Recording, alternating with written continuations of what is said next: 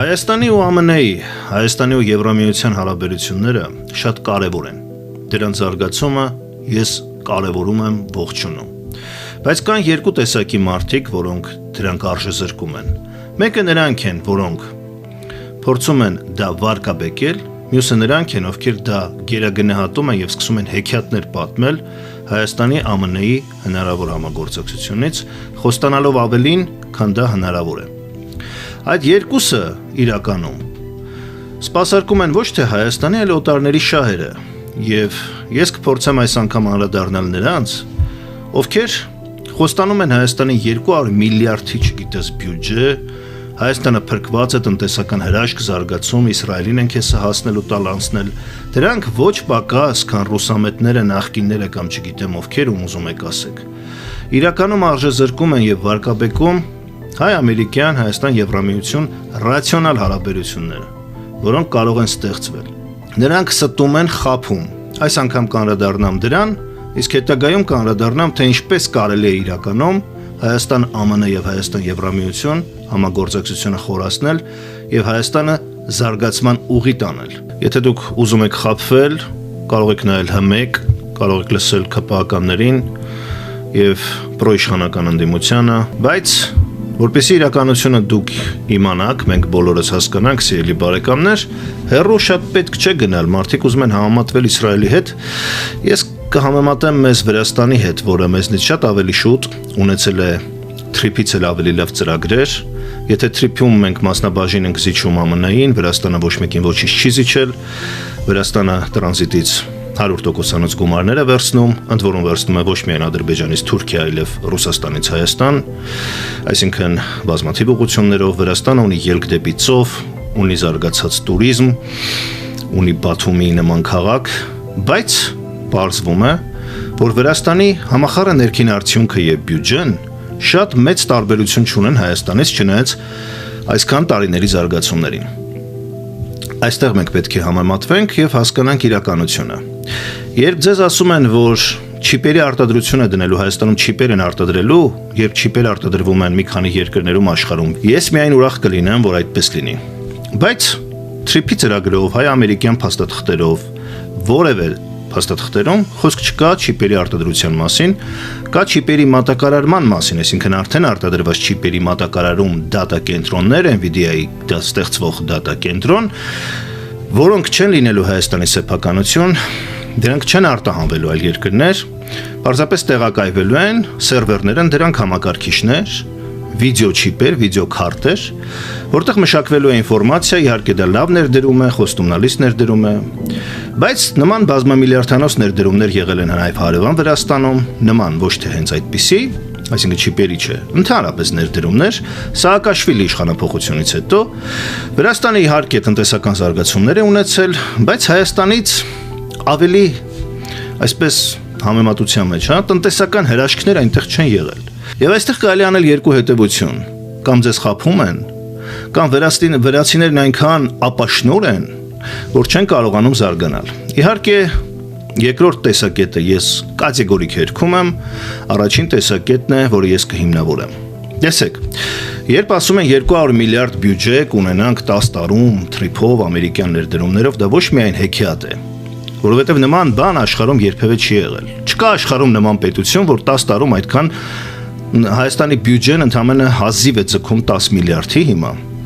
ընդամենը 2 տարի առաջ, 1 տարի առաջ հազիվ 6-7 միլիարդ էր, ինչ 200 միլիարդի մասն է խոսքը, նման բյուջե երբ որ Իսրայելը ունի, նա նման բյուջեի հասել է 20-30 տարվա ընթացքում, երբ ունի ԱՄՆ-ի աջակցությունը, ունի գիտություն, տեխնոլոգիաներ, սփյուռք հզոր, Իսրայելի հետ պետք չէ համեմատվել, բայց եթե անգամ ցանկանանք համեմատվել, պետք է նայենք մեր հնարավորություններին։ Իհարկե պետք է ձգտել ավելիին, խոսքը դրա մասին չէ, բայց չի կարելի այդպես խաբել ժողովրդին։ Ապացուցեմ, Վրաստանը մենք կարող ենք համեմատել Հայաստանի հետ Սաակաշվիլի գալուց հետո։ Տեսնենք, 2004 թվականին Սաակաշվիլին եկել է իշխանության, սկսվել է արևմտյան կուրս, եվրոինտեգրացիա, հսկայական ներդրումներ եւ հատկապես թուրքական ներդրումներ, եթե մենք մտածենք նաեւ մեր հարևանների հետ հարաբերությունները կարգավորելու մասին։ Ուրեմն տեսեք,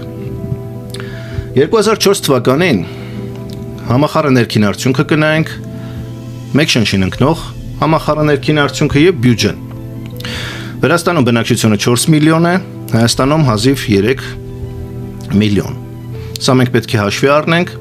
որովհետև բյուջեն եւ համախառն ներքին արդյունքը ավել է Հայաստանից որոշ չափով, շատ դեպքերում նույնիսկ նույնն է, տարիներ կան ընդհանրապես նույնն է,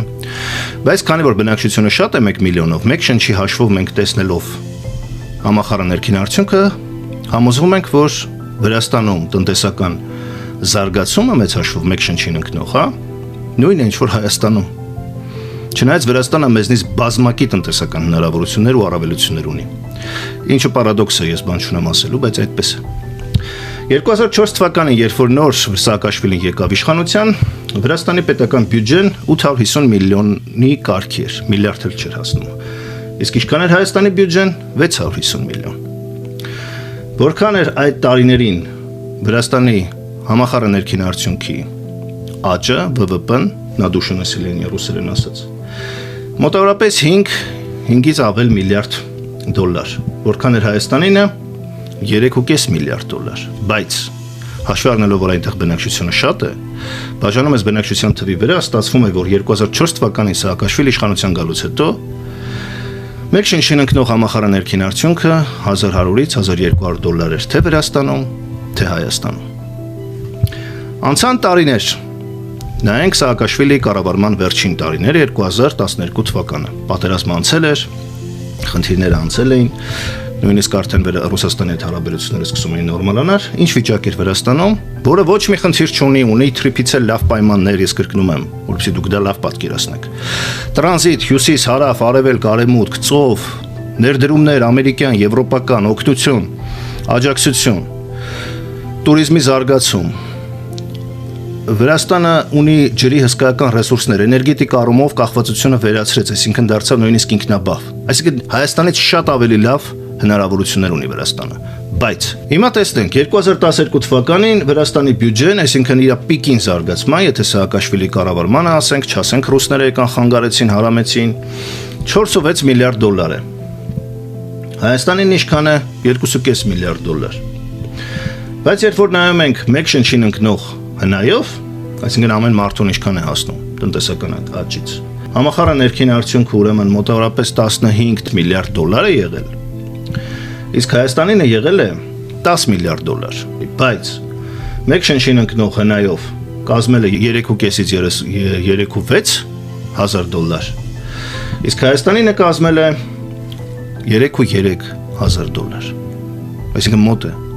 Չնայած աճը մեծ է, ասում եմ, հաշվի առեք Վրաստանի հնարավորություններն ու տնտեսական աճին է բնակչության թիվը, որտեղ ինչքան շատ մարդ է աշխատում, այնքան արդյունք է տալիս, բայց մեկ շնչին ընկնող արդյունքով գրեթե նույնն են։ Սաակաշվիլի աստեղային ժամանակներից հետո։ Գանք մեր օրեր 25 թվականի ցուցանիշները վերջնական դեռևս ամփոփված չեն, 24 թվականի տվյալները հասկանանք։ Ուրեմն 2024 թվականին Վրաստանում բյուջեն եղել է 9 միլիարդ ԱՄՆ դոլար, իսկ Հայաստանում եղել է 6.5 միլիարդ դոլար։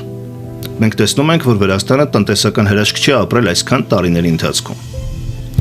Իսկ ինչ ենք տեսնում հնայի աճով, մեկ շնչին ընկնող նաև 2024 թվականին Վրաստանը ունեցել է 34 մոտավորապես միլիարդ դոլարի համախառն ներքին արդյունքի աճ, իսկ Հայաստանը ունեցել է 25.6։ Մենք տեսնում ենք զգալի տարբերություն, չէ՞, բայց մեկ շնչին ընկնող հնայի ցուցանիշով բնակչության թիվը հաշվի առնելով Վրաստանում բաժին է հասնում մոտ 9000 դոլար ամեն մեկին, իսկ Հայաստանում մոտ 8500 դոլար։ Վրաստանը իհարկե առաջ է, բայց դուք տեսնում եք հսկայական տարբերություն, երբ որ մեր խելոքները համեմատվում են Իսրայելի հետ։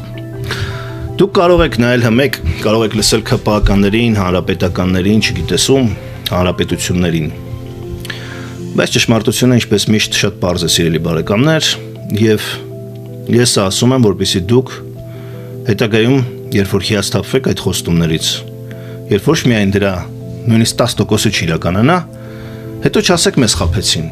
չզգուշացրեցին, մարդիկ չխոսեցին։ Ես ասում եմ, ձեզ խաբում են։ Ձեզ խաբում են լկտիաբար, նայեք Վրաստանին, սովորեք Վրաստանից, Վրաստանը մեզնից տասնամյակներ կարելի ասել արդեն անցել այդ բոլոր փորձերը եւ Վրաստանի տնտեսական հնարավորությունները Հայաստանից մեծ հաշվով շռնդալից չեն տարբերվում։ Չնայած Վրաստանում իհարկե Հայաստանի համեմատ կա շատ ոլորտներում առաջընթաց։ Լավ կլինի, որ Հայաստանում էլ լինի, բայց նման հիմարություններով ժողովրդին բթացնել ընտրվելու համար, հետո խաբել եւ արդարանալը մեղադրելով ռուսներին, նախկիններին, չգիտես ում, այլ մոլորակայիններին, այդ լկտի սուտը արդեն այնքան զավեշտալի է, որ նման բան արդեն ասողին, մի հատ այդպիսի մեմ կա, չէ՞, որ այսպես դες պետք է վերաբերվել։ Թույլ մի տվեք ձեզ խաբեն, ես խոսում եմ ձեզ հետ այն իրականության մասին, որը կայև կլինի, եղել է, կայև կլինի։ Իսկ եթե դուք ուզում եք հավատալ հեքիաթների, լսեք մեկ եւ լսեք այդ աշխարհի ռեկորդներ արդեն սահմանած սուտ ասաններին։ Ընտրությունը ձերն է։ Լավ եղեք։